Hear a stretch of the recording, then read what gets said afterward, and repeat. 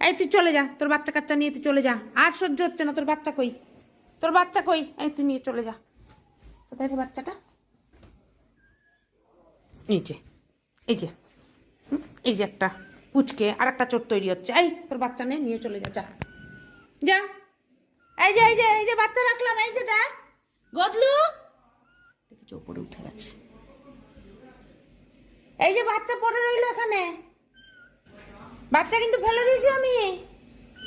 গলার আওয়াজে আসে না তো, দেখো আসে না। রোজ চুরি করছে, রোজ চুরি করছে, আমার ভালো লাগে না। একেতেই বাড়িতে মিস্ত্রি কাজ করছে, চারিদিক উল্টো পাল্টা হয়ে আছে, তারপরে এর বদমাইশি।